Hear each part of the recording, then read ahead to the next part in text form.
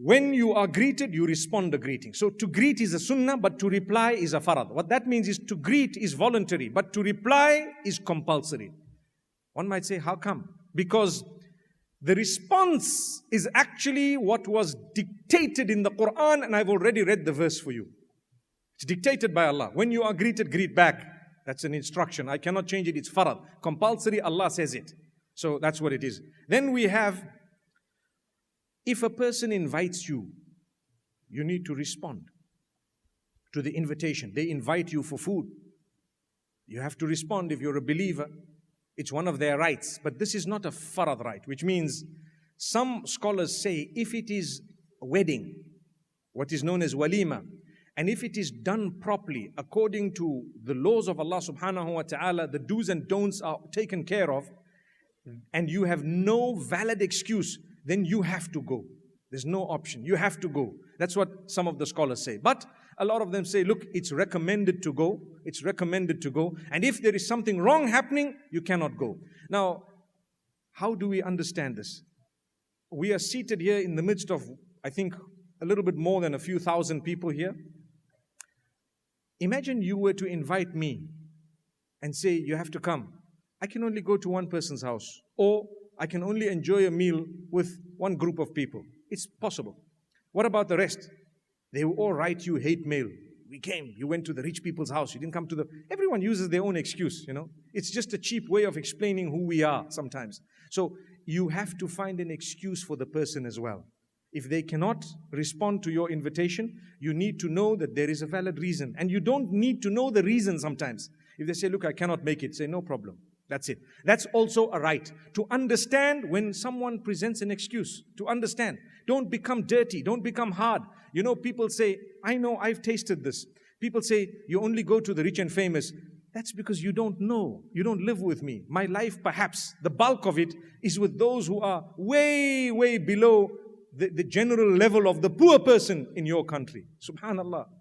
And this is honest. So what? I don't need to explain that to the world. But if you hate me as a result and you think, you know what? This guy didn't come, this person didn't respond. Like I was invited to a certain masjid and I couldn't go because I didn't have the time. I had a duplicate appointment and I excused myself and I got such a nasty mail, I'll never forget it. It's not like I have not forgiven, but I won't forget it. You know, this business of forgive and forget, it doesn't work. I don't know if you've ever heard forgive and forget. We will forgive, but we will remember it. Because the hadith says, لا يلدغ المؤمن من جحر واحد مرتين. A true believer is never bitten from the same source twice. So if you forgot, you're going to be bitten again. So to say forgive and forget, sometimes it's a way of blackmailing people, I think. May Allah subhanahu wa ta'ala help us. But what is meant perhaps by forget is not that you don't remember the incident, but you have forgotten, you've tried your best perhaps to forget the hurt that it caused, or maybe to forget things that you might have thought you're going to do in return and whatever else. But forgiveness, definitely we cannot compromise. That is definitely encouraged very, very strongly in Islam. That's also one of the rights. One of the rights is for us to forgive one another as far as possible. Learn to forgive. Learn to forgive. Okay, so if a person invites you, we respond to the invitation. Then, when someone sneezes and they praise Allah, Alhamdulillah, for you to respond to that with a dua for them is a right they have over you. So if I sneeze right now and I say Alhamdulillah and you've heard it, it's your duty to say Yarhamukallah, may Allah have mercy on you. Because sneezing is a gift of Allah. It has perhaps deflected or held back some form of bacteria or disease or anything else that may want to get into your system, foreign objects or bodies, whatever. And you sneeze, you need to say Alhamdulillah, praise be to Allah. And the person who hears that, it's their right, it's their duty to say Yarhamukallah or Yarhamukillah if you're a female.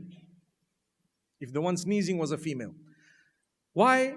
Because we should thank Allah upon the goodness of someone else. And that's why going straight into another right that we have amongst one another, that we fail a lot of the times, is to be happy at the happiness of another and to be sad at the loss of another.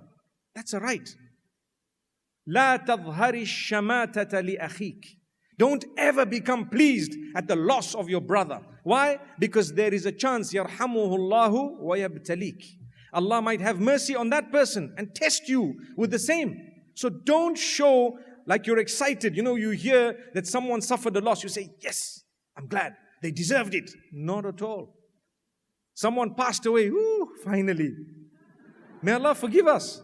You don't say that. No matter what. When there is a loss, you need to make sure that you definitely feel the pain, even if the degree is small. But you're a human, and on top of that, you're a member of the ummah. So that is one of the rights. And how do we know this?